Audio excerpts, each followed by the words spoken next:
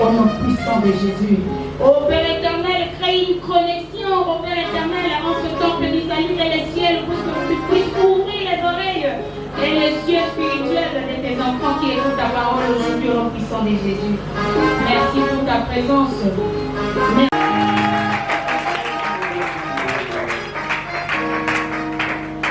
Si le lecteur est là, beaucoup de pouces,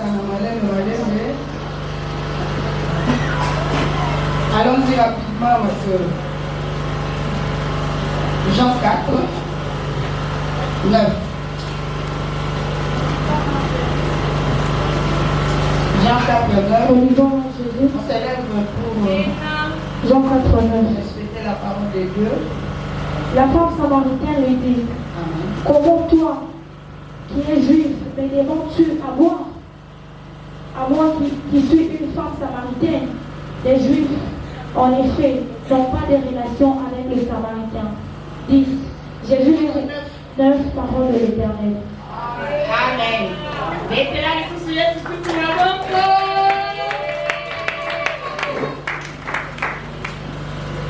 Donc, quand le thème la vie, le mal est en vous, en toi, en moi, en nous.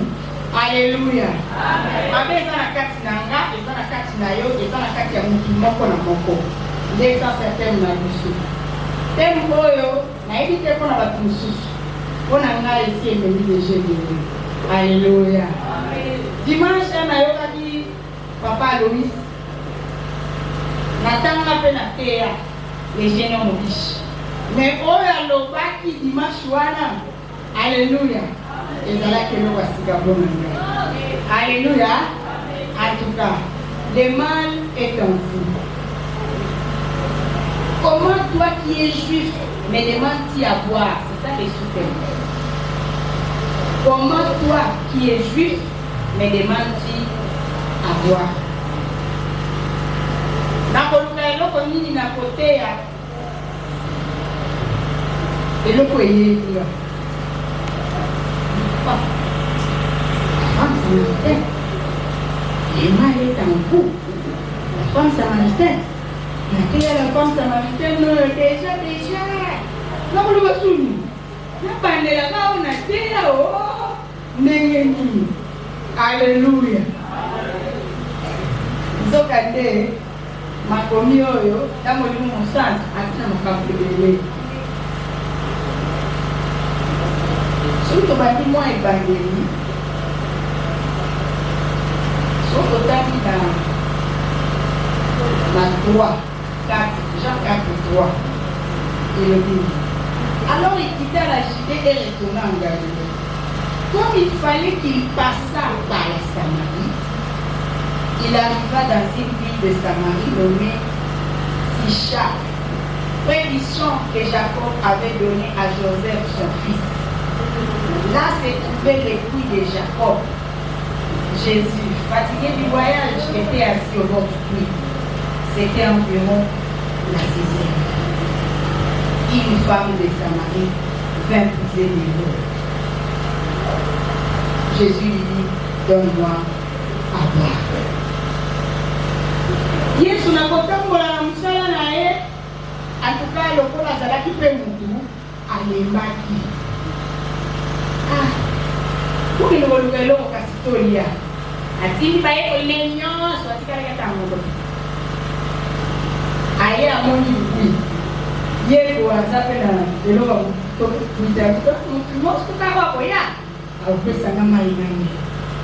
Avandi comme quelqu'un qui a soif et qui a beaucoup marché. Alléluia. Comme si vous êtes fatigué, mais étant où il soit dans la finale. Moi, à côté de mes actes, il avait aussi faim. Je n'ai pas ma colocolenga. Alléluia. C'est comme la mouton sur Tawan. Avant de s'y coller, de venir, oui, ouais. chance na ye toloba. Ah, moi non moi c'est mon c'était une femme de Samarie. De toute façon, il était à Samarie. Alléluia. Ce n'était pas étrange que ce soit une femme de Samarie, parce que il était à Samarie.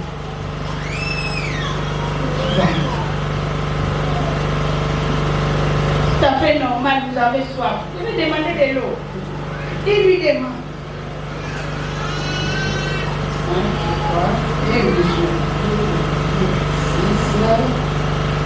Une femme de Samarie, même Jésus lui dit, donne-moi à boire. Mutuna we, neye esala ki makambu na makambu. Alléluia. Donne-moi à boire. Yo zana eloko ya komema ko ni ko swate wana okotisi eloko na yo ko te rouler yango. Je sais. Et puis, on a Jacob dans les images, tout ça. Et ça va pour eux, et ça va Singapour. Je ne sais pas si tu vas connaître ce bail, il y a un gars qui a ça, mais attends, on n'a pas fait ma cala, au moment où on a ma boulot, et ça va Singapour, parce que c'était plus de 30 mètres. Et puis, mon moulay, ma casse. Donc, il ne pouvait pas avoir de l'eau. Il fallait qu'à la montoya. Azala na loko na ye akitisango après à côté. Donne-moi à boire. Est-ce que nous tournons les acquis du sas? Alléluia. Donne-moi à boire. Na mtu azape fatigué, tamu supina mapema. Pesa na. Alléluia. Mais moi il y a aucune réponse. Nous donne-moi à boire. Autant de vous sentir qu'il y a un poste à maille. Parce qu'il était fatigué et c'est ça se voyait. Alléluia. Et en regardant comme ça, c'est un étranger. Parce que c'était un juif. Alléluia. Jésus c'était un juif, la femme c'était un samaritain. Par d'abord, depuis quand ce sont des frères ennemis. Depuis Roboam, Jéroboam. Si tu vois, donc, il y a un problème. Il y avait toujours des problèmes entre les deux frères. Alléluia. Et moi, il y a Salomon. Salomon a dit ça, Salomon a dit Balanae. Nous avons parlé ici à l'objet. Nous avons pas tourné là-bas étranger, parce que étranger, ils ont tourné là-bas, Kémoche, hôtel, parce qu'il aimait épouser, il a épousé des femmes des pays païens. Alors lui, il construisait des hôtels, il y a Banzambe. Même si lui-même n'entrait pas dedans, mais il y a un alléluia.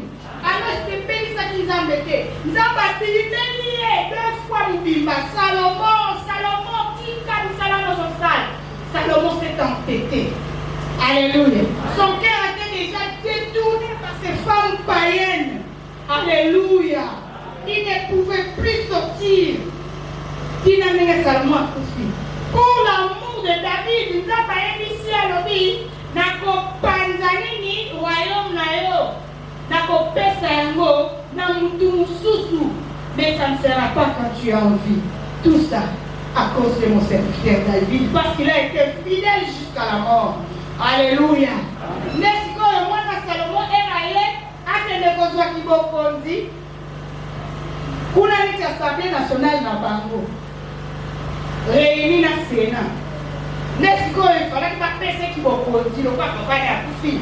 À quoi il kuna, tu peux profiter. Moi, na Roboam, au moment où il y a le Kibokonzi, papa na wa nyoko la tulisobo ba emboy ba taxe ba rame tozo futa nyoso to lembi ya pa to lobi yo lokolo ko mi mokoso okolo la sona ba embo anate timine to lembi peuple lembi Salomon imposa ki ba do ba nyoso pour entretenir ses femmes, ses maîtresses. Alléluia. Amen. Si ko Roboam era eko koma mokonzi peuple, assemblée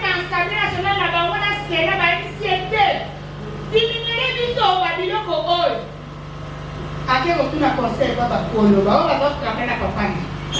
Ça conseiller. Puis nous on l'opinion. Moi là, il faut s'imposer ça moi mon pied.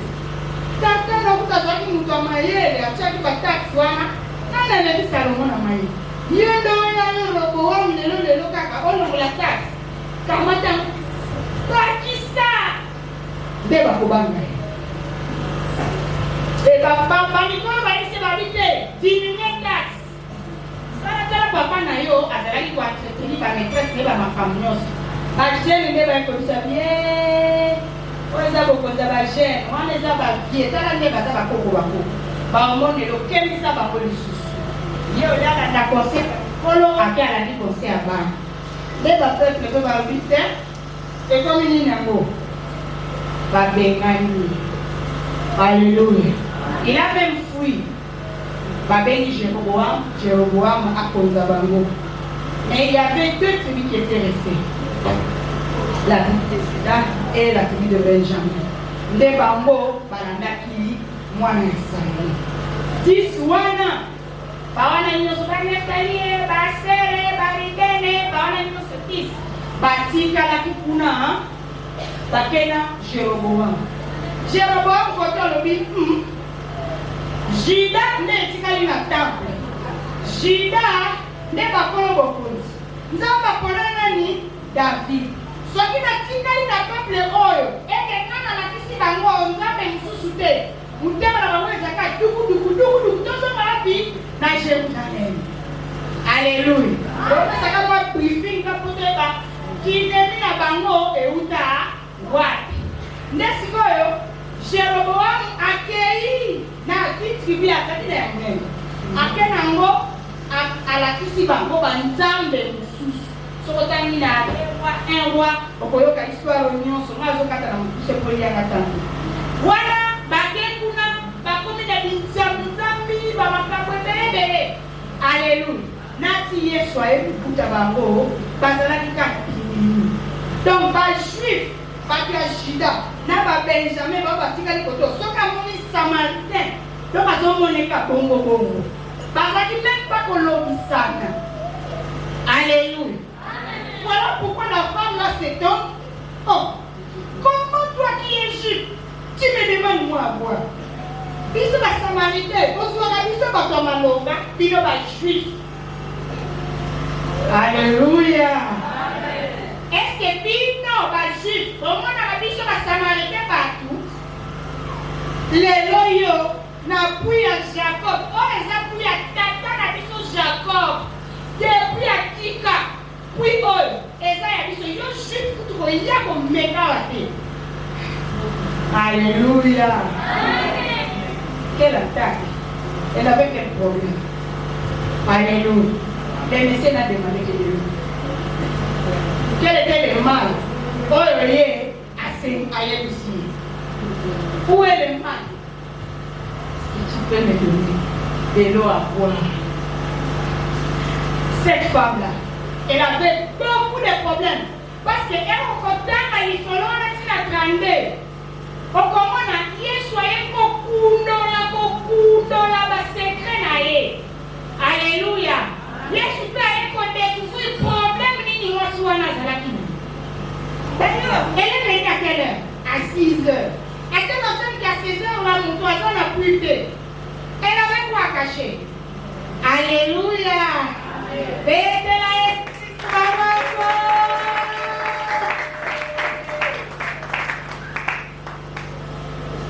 c'était une femme frustrée.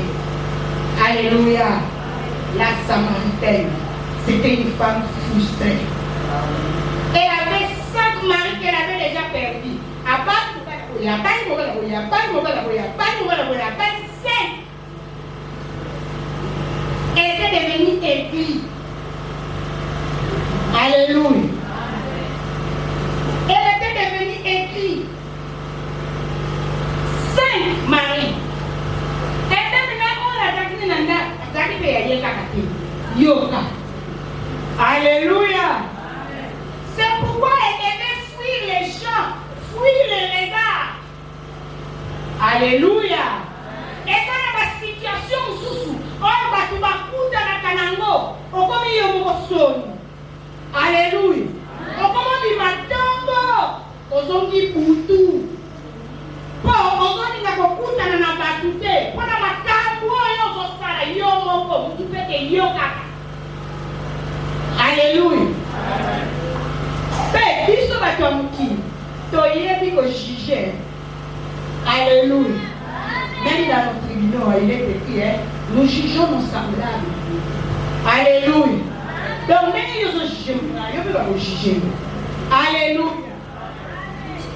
Nous jugeons nos semblables. Donc, même si on fait ce jugement, il n'y a pas qu'il y a ça.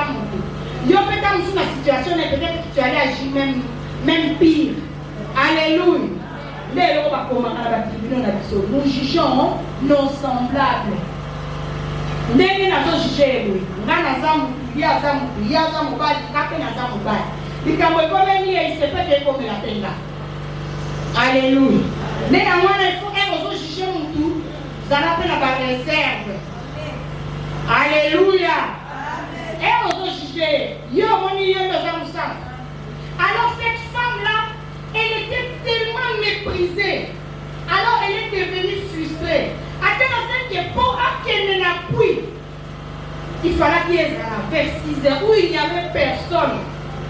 Peut-être qu'on lui adressait même pas la parole. Alléluia. Et dans la cuisine, je vais adresser au petit parole.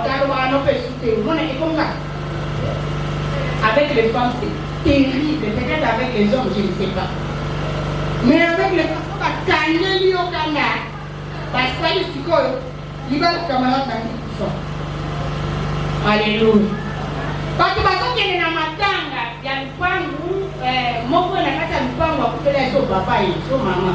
Elle est allée tout bonnement, c'est une bonne permission. Parfois, il y a le pangu, pour faire le papa. Ce qui maman, je ne sais plus, les parents.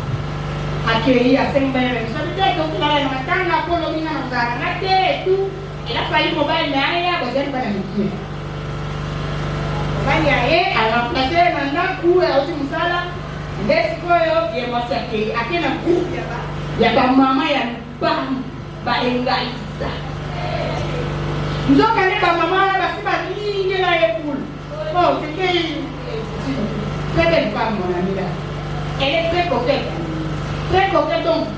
donc et arrête ça va monter.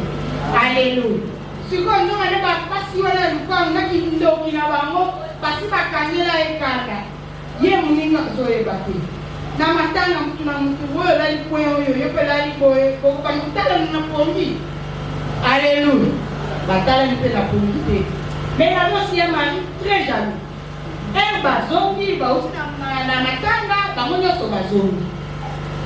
Et comme yé on a tout na ta mwasina atuni yetu soki dengenini ene akopima bango batiki muninga ye bali koluka bango ezomona bango supe balinga baye koya afma ye aye koya na nsima ai sikoyo botiki mwasi na nga wana ye atikalaki biso tomonaki biso te katolaki tomona quelle information. Alléluia. Une seule phrase. Toyebi te ko biso tolobaki koto mosusu ye pa alalaki koto ozoloba elakisi déjà que ayebaki place ya alalaki te après elle akoya siko mpona nini so kolalaki ye fai boluka ye ke bongo ezaki esika tokobungana ye mobali azotuna mituna ye bango balobi te biso kaka tolukiluki mpe tomoni mpe eke yango mpe biso toyaki na biso po biso toyakowelela na koke place. Et comme nous avons retenu la noire, on va faire la même chose. Alléluia. C'est ce qui nous attend. Bon, on est venu les baninga, on a la côté du sud, on va aller côté. Côté du sud, c'est côté droit. N'a les dos, il va les coups. D'un côté, il y a la qui va. On va ninga après.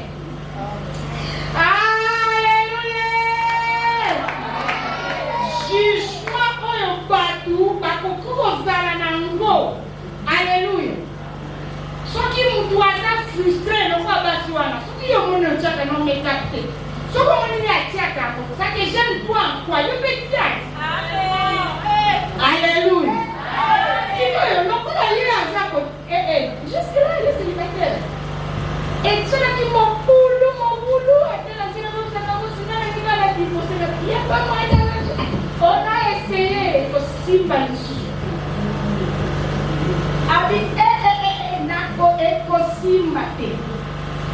Alléluia. Il est parti là, frustré. Alléluia. Dans la frustration, placez économiquement, bateau. Un foyer détruit. Alléluia. Yo, ça n'a pas frustration. On l'a comme ça, on met un mot, on extériorise un mot. Allez, pour la place et qu'il et pour ça là-bas, dégâts. Alléluia.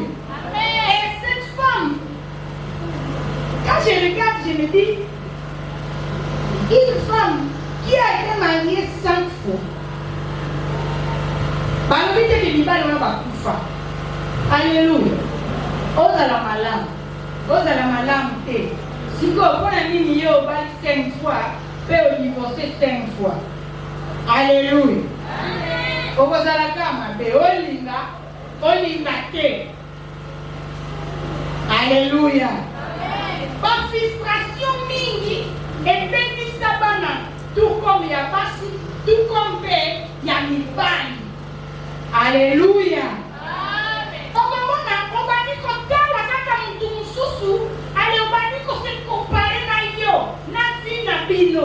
Alléluia. Et nous avons une comparaison de problème. Alléluia. Donc, même ma passe, votre comportement en 2022. Moi, je vais en 2021 sur 2022. Moi, je vais en 23h47. Vous avez la série. Alléluia. Donc, là, pour que ma passe, nous avons à votre papa. Alléluia. Donc, même la maman passe à nous, nous avons la destinée, nous avons la destinée. Alléluia. Il ne faut pas calquer sa vie du colère comme il y a tout le sous. Parce que frustration est occupée comme un maillon dans loi. Alléluia.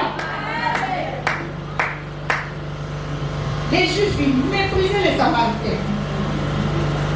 Les Juifs, c'est eux qui méprisaient les Samaritains. Par moi, ne pas juste pas Yesu. Ne pas aller pour moi dans la Samaritaine, pas. Alléluia. L'isolé a un bon Samaritain. Les rabbins, c'est un Juif. Il passait, quand il a vu les voisins, là, les prochains, au exemple à Yesu, à l'église. Celui-là qui était, là, c'était un Juif. Oh, Yazokaki. Oh, Babetaki. Celui qui était vandalisé. C'était un Juif. Les prochains, qui est prochain? C'est les Samaritains. Jésus a parlé des bons Samaritains. Parce que les Samaritains, Yokeli, Moutou, Oyazaki, Nania, Koufa, Yokeli et Mawa, Asibi et Bapota, Atiye Kisi, celui-là le prochain. Les rabbins, ils passent. Les sacrificateurs, ils passent. Alléluia. Ils méprisaient. Un juif, il me demande moi de eux. Attendez, un colote. Je dis moi, peut-être comme vous voyez ici. Mais attendez, le pourquoi mon colote? Alléluia. Il sait que nous les Juifs et les Samaritains, toi qui es Juif. Mais cette femme-là, ce qu'il ne savait pas, c'était quel Juif qui lui demandait de l'eau. Alléluia. La femme aussi avait des frustrations par rapport aux Juifs. Mais il a calqué par problème, par conflit, par Juif ignoso. Alléluia. Donc, Mukolowana est là qui Juif Nzambe. Alléluia. Aïeko kuta na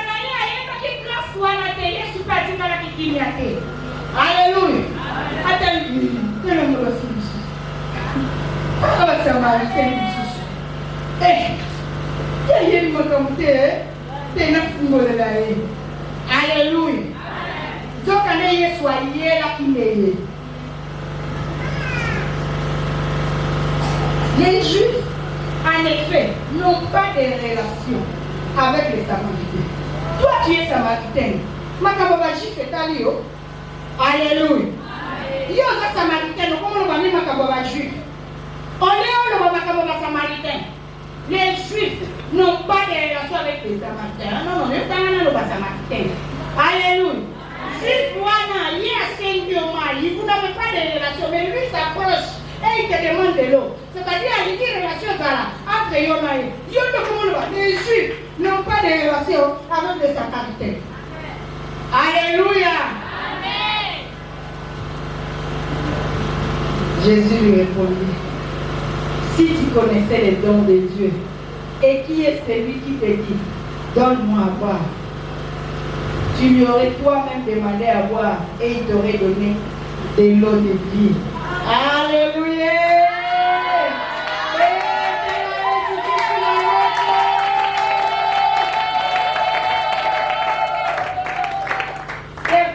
Les Juifs et les Samaritains, ils n'ont pas de relation. Mais est-ce que tu me connais, moi, qui te demande de l'eau? Je suis certes Juif. Pas des autres talibans. Comment on va dire que les gens généralement, à 90, à 80%, même 70%, ça saute à la vie. On a un tabac. Oh, que soyez dit. Mon loupa.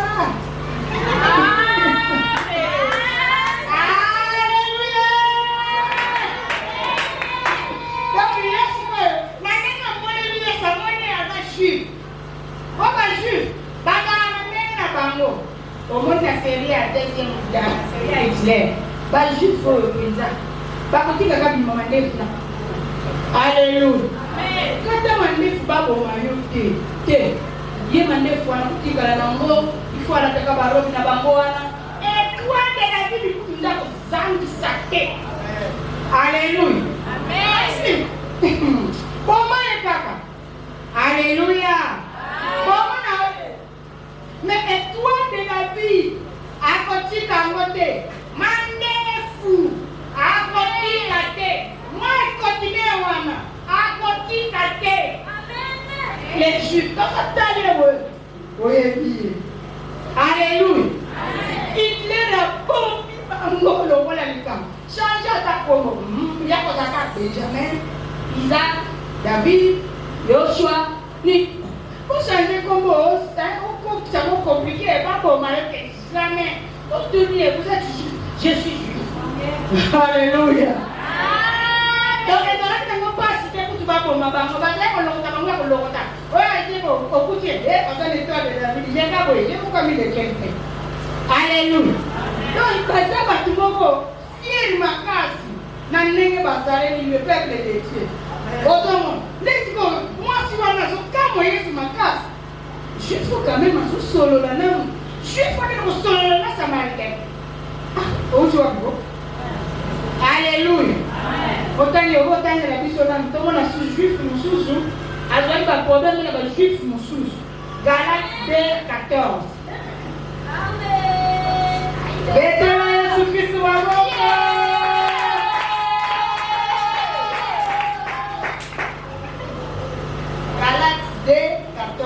Galates 2:14, nous lisons en Jésus.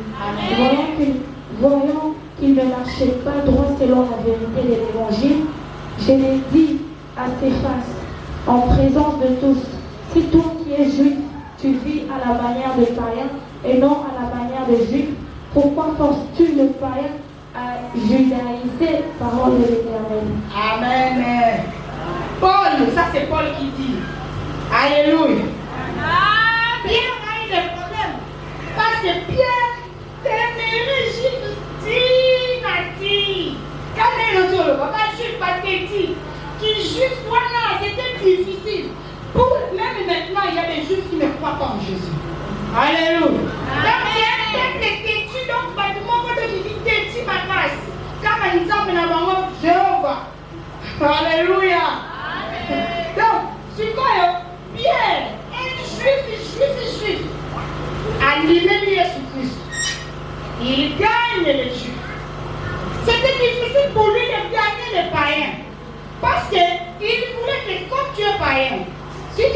venir, oui, mais là, il y a d'abord, il faut se conformer à la coutume juive. Alléluia. Amen. Pour le Dieu. Alléluia. Amen. Oui, c'est pas juste. Open comme un pantalon de compagnie. Alléluia. Pour le roi, ça dit qu'on peut tout battre. Oyana, Koya, Koya, Moko. You nani, oh, la pierre, you nani, oh, tu vois. Alléluia. Pétez-le. Pétez-le. Eh, toi, Simba Fumola. Alléluia. Eh, on a archi et archi. Alléluia. Très chrétien et respecté. Avant d'aller soigner, yo, yes. Vous les pétez-le. Eh, vous viens de faire. Alléluia. Donc, quand Paul est venu, il a regardé Pierre, ce qu'on ne connaît juif, ce qu'on ne païen, et si toi qui es juif, alléluia, si toi qui es juif, tu vis à la manière des païens. Mais ça, tu vis à la manière de païen, mon frère. Pierre, c'est pas, ici, c'est pas c'est Pierre. Il dit à Pierre, devant tous.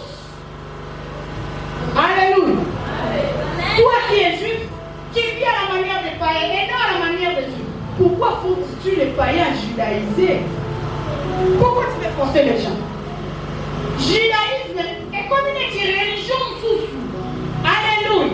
Et comme une différent du christianisme. Tout comme dans l'église, nous sommes en pratique, il y a un mot à la parole. Alléluia. Quand on n'a pas parlé, on va comme ça, on est cité, alléluia. Par l'église, il faut pas bikula. Il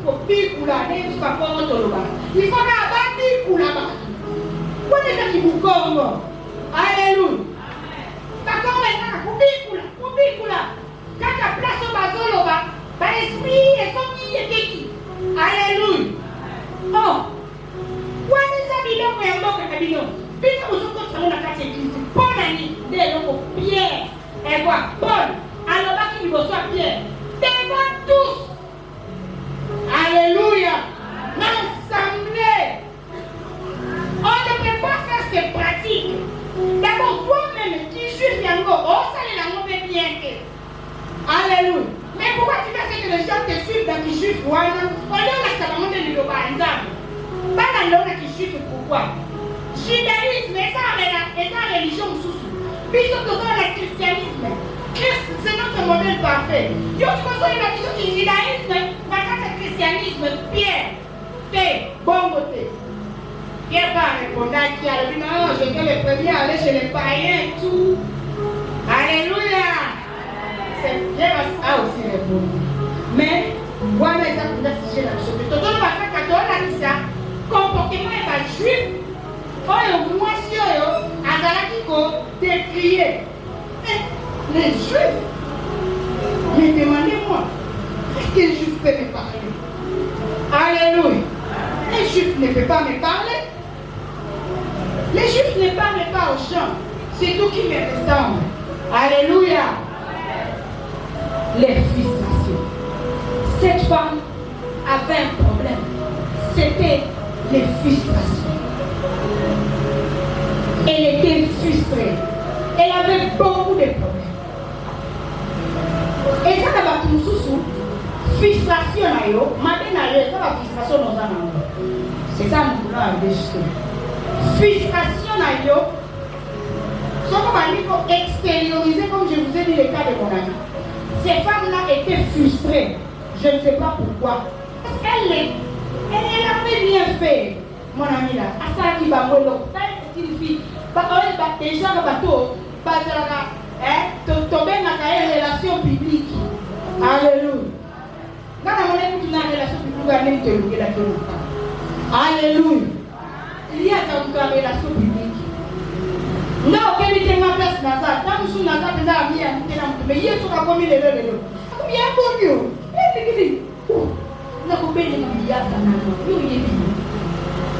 Alléluia.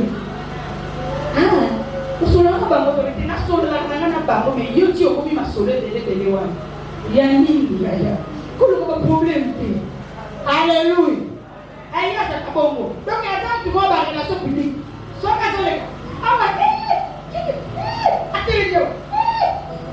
Alléluia. La base, tu vois, tu ne peux pas. Alléluia. Les autres candidatures doivent quitter. Parce que peut-être le comportement est donc frustré par tout le monde. Frustration de Bangwana est digne par nous à ça. Et par ça, et pour créer le papier. Alléluia. La femme ici, elle venait justement le soir à 6 heures. Elle a dit pour rien. Pour rien pour ton camarade. Mais elle a la rencontre à Jésus. Jésus a ici à l'obé. Ce qu'on y a pas qui nous doit sur ce moment. Mais le père qui nous maille. La kimia. Ngai na sana maille à Congo. Hein? Vous avez le défi. Donnez-moi des 7 ans. Alléluia. Elle qui refusait à peine une minute. Avant de détailler ma juif, ma baigne sur ma juif. Ma baigne moyen pour toi passer ma yezate. Elle m'a caillé sur son ciel il va moko. Jésus l'a regardé de notre regard, cette femme-là. Jésus a qui est différemment. Effectivement, elle avait compris. C'est pourquoi elle s'est étonnée. Comment un juif peut lui parler? Après, malobali boso Yesu alobi abi ngai mai yo so pesa we. Kosa ya mai aussi la. Okoya lisusu lo luto. Mais mai yo ngana ko pesa yo. Okoyo kaka lisusu posa ya mai te. Osa bien bon. Ah. Mais on peut le voir toka mai ko te. Kasi soko za na mai wana. Pesa ngai. Alléluia. La femme était disposée. À ce que la maloba o Yesu ayelisie. A comment il disposait à yoka Yesu. Alors, qu'est-ce qui est écrit ici? Si tu connaissais le don de Dieu, et qui est celui qui te demande donne-moi à boire, tu lui aurais donné toi-même. Tu lui aurais toi-même demandé à boire, et il t'aurait donné de l'eau de vie. Seigneur, lui dit la femme, tu n'as rien pour puiser. Et le puits est profond, j'ai dit 30 mètres. D'où la-t-il cette eau vive? La femme pensait que l'eau que Jésus donnait, et la maï, wana, oya puya, pour connaître Jacob. L'eau que Jésus a dit que par rapport à des frustrations, pas na frustration de mes parents. Moi, si vous trouvez un champion et ma frustration.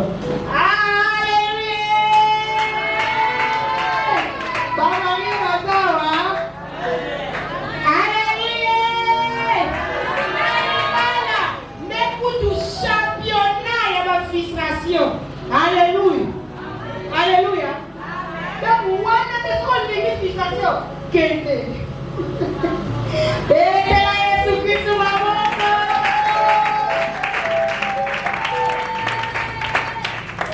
donc, elle dit à mon toit, à ça fait le côté. Moi, il y a la rose, il y a mais on s'appelle le côté.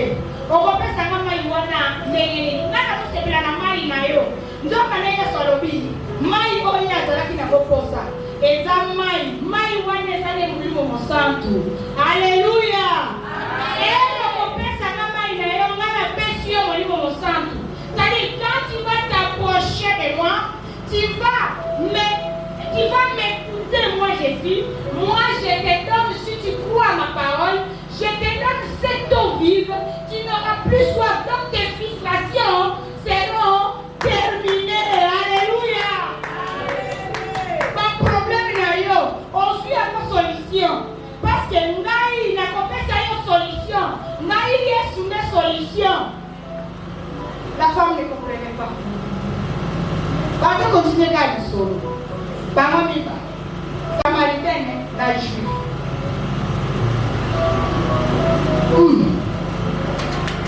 Le puits est profond. Où auras-tu donc cette eau vive?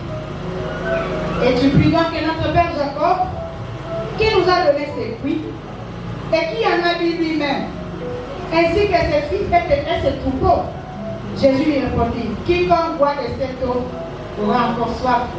Mais celui qui boit de l'eau que je lui donnerai n'aura jamais soif. Et l'eau que je lui donnerai deviendra lui une source d'eau qui jaillira jusque dans la vie éternelle. Alléluia! L'eau que je lui donne, c'est jusque dans la vie éternelle. On a compris, si la vie éternelle, c'est le Saint-Esprit, notre accompagnateur. Alléluia! Notre ami secret. Ceux qui ont la camarade, il y a Saint-Esprit. Il y a un Alléluia! Bayokaki musi moko koteya na télévision. Azalaki koteya sur le Saint-Esprit, ezalaki pendant la période ya Pentecôte. Mwasi wana mpe achangeanga façon ya kobondela. Alobi nini? Alobi Saint-Esprit aza oyo aza pembeni na biso, Nzambe asi atikela biso ye, aza mutu oyo azalaka pembeni na biso. Donc ndenge ozotambola ozoyebisa Saint-Esprit accompagné nga ndenge naza kozwa motuka nakokende na kozonga. Ozokende kolobi Saint-Esprit ndenge nalingi naloba yo lakisanga maloba nini nakoloba na place nazokende. Ozokende koye Saint-Esprit mutu oyo nazokende na ye. Donc Saint-Esprit azala mutu oyo oza na ye contact permanent oyo oza kosololaka na ye. Non, ma terre, mon son est touché à ma case.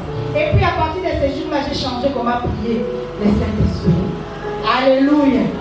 Alors Jésus lui dit encore, non, c'est la femme qui dit, Seigneur, donne-moi de cette eau afin que je ne puisse soif et que je ne revienne plus briser ici. Alléluia.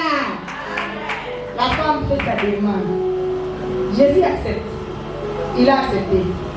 Va, lui dit Jésus. Appelle ton mari. Viens ici. Alléluia. Alléluia. Yesu abandisi koyo kokota na bongo ya mwasi oyo. Pe kokota ya koti na bongo ya mwasi oyo a touché. Alléluia. A touché le mususu te ateka a touché. Alléluia. C'est comme la femme qui avait la perte du sang. Elle a suivi Jésus. Jésus a dit qui m'a touché. Alléluia. 10 personnes touchaient Jésus. Mais cette femme-là, elle a fait une prière de foi. Elle a touché. Et même la puissance de Jésus a diminué. Il y avait des gens qui bousculaient Jésus. C'était une foule. Et puis, à Pierre, les gens, par exemple, qui sentir, Seigneur, je ne vois pas tout ce monde ici. Mais écoute, je ne suis pas avec les gens qui m'embêtent, hein?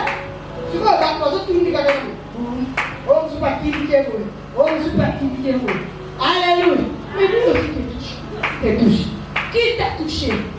Alléluia. Qui m'a touché? Qui m'a touché? Alléluia. Donc Jésus, quand la femme a accepté de boire de cette eau, alléluia, elle a accepté de boire de l'eau de vie que Jésus lui présentait, la parole, le Saint-Esprit qu'il lui présentait, Jésus est allé seulement toucher. Alléluia. Jésus a touché seulement les problèmes de la femme. Va, appelle ton mari et reviens. Alléluia. La frustration de cette femme-là, c'était pas qu'elle n'avait pas de mari, elle avait déjà 5 maris qu'elle avait perdus. Alléluia. Et Jésus ne lui pose pas une autre question. La question magique. Alléluia. Alléluia. Jésus lui a posé cette question.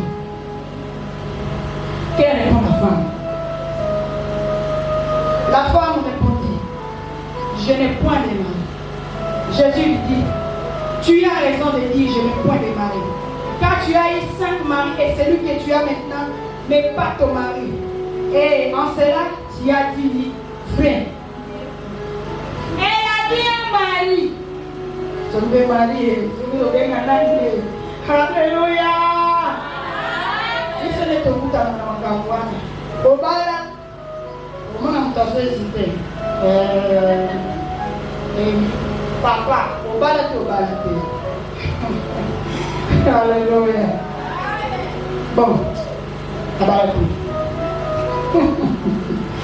alléluia. Quand on doit réfléchir, bon, c'est qu'il y a un problème.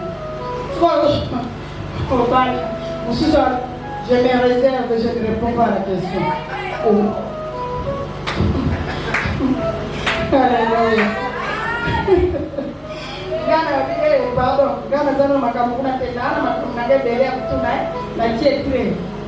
alléluia. Est-ce que vous êtes célibataire? Parce qu'il faut que ça puisse être le moto pour vous. J'ai dit, je me réserve, je ne réponds pas. Alléluia. Oh, elle est mari qui là, n'est pas son mari. Alléluia. Oh, elle lui répond tout simplement, je n'ai pas de mari. Yes, comme dit, ça fait très bien. Effectivement, tu as eu 5 maris. Et même celui que tu as là-haut est autour de la main. Azapé à l'autre.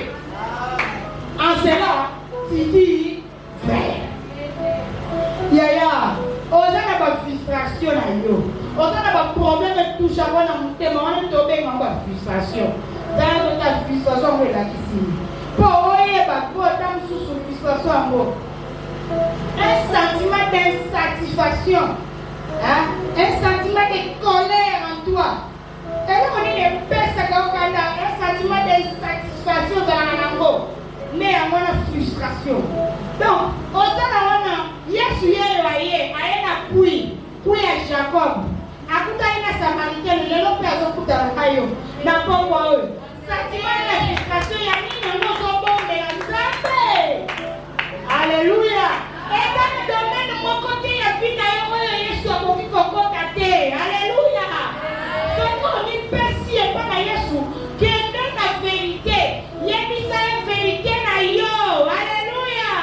Yoka, dans la Samaritaine, yo. Yalobi, je n'ai pas de mari. Nzokane, atindi mususu na ndaku. Okayaki kotoke la mai Yesu la. Alléluia. Mais elle Yesu a tout nié. L'eau de vie, et je n'aurai plus soif. Mon Dieu, à peu ça m'a juste eu le ballon de ma tête. Yo, alors vous n'avez pas dit vérité. Alléluia. Et dans la partie sous la vérité, avocat. So dans la cas, so qu'on peut faire avocat italien. So qu'on nous fait avocat. Comment maintenant obomi muto komake ndeni machela ke poisson ezalaki nini bon nazwaki bapile nasungoli yango natie na kati so olobi poisson osombaki otiaki ezalaki wapi mokolo nini bon ezalaki jeudi na biloko nini natielaki na Thomson ça va oyo potieki poisson. Alléluia. Wana sigo avocat. Mukia mukili kutu akone kokosa na tribunal. Alléluia. Akokene kokosa na tribunal poyo gagner ozoyi se vérité. Mais sigo pona nini liboso andanga ozolo ba vérité. Alléluia. Alléluia. Likamozana ngolo ba vérité pa nzambe te okokosa na nzambe yo ni. Alléluia. Oh. Liboso ya nzambe ozobomba nini frustration nyonso il faut kolobela yango nzambe lelo eza mokolo eza mpona yo. Alléluia. La Samaritaine elle aussi elle a dit la vérité et Jésus lui a dit en cela tu dis la vérité. Yesu alingi koyana epai na ye oza motema polele oyebisi ye nyonso ya yo. Nyonso ya yo loba. Alléluia. Oh. Soki eza likambo mpe ya kolela lelo liboso ya nzambe misuka. Alléluia. Lelo nzambe akokaka mai ya misu na biso te. Alléluia. Azali tata. Alléluia. Likambo oyo eza kowulela wana ozolela liboso ya nzambe te mpona nini. Alléluia.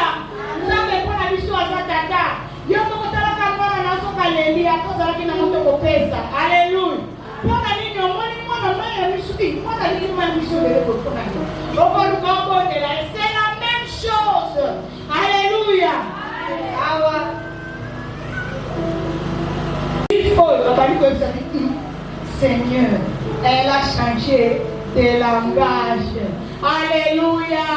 La conversation a dit, toi tu es juif. Après, elle va soloni, monter manae badiko kita. Comme elle va aller sur badiko pesa ekimia. A commis Seigneur. Alléluia. La discussion à bango entre les juifs, les samaritains, monsieur, a dit tu dois être un prophète. Je vois que tu es un prophète. Nos pères ont adoré sur cette montagne. Et vous dites-vous que le lieu où il faut adorer, c'est à Jérusalem. Ça fait un problème quand ça va juif, monsieur. Alors, ici, tout sur l'isolant va juif. Ah, mais bon, Nandimio, ça prophète, Nandimio, ça juif. Biso batata na biso ensemble na montagne bino bolobi bino nzambe azalaka na temple na bino à Jérusalem. Les solobio, c'est temps est venu. Ça ne sera ni même si cette montagne ni même à Jérusalem. Alléluia. Même au monde quand na lobeli oboye ba na kosambe la awa. Na kati ya mtema na yo kwenda kosambe la. Alléluia.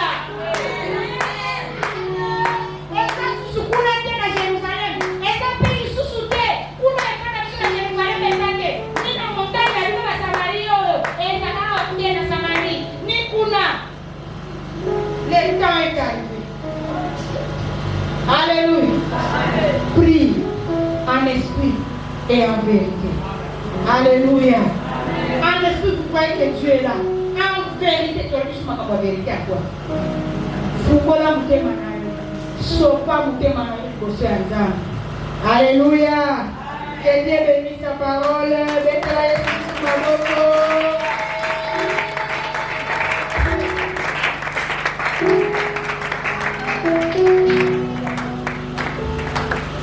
Amen. Makoko kona Yesu este basi bazabela. Toka kusama makelele. Toka kupesa milele. Toka kupesa milele.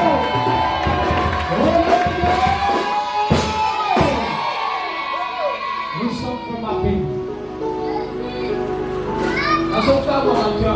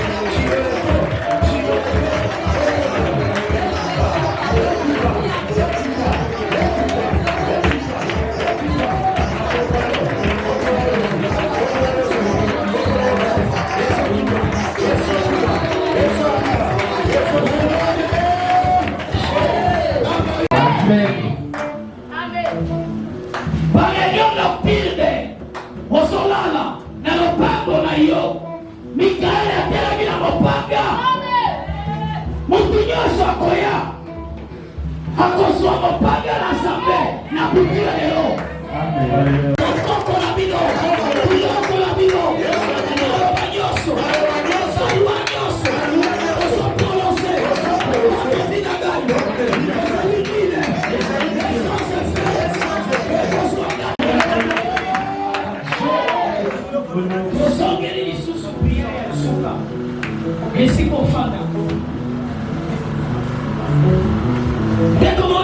vie.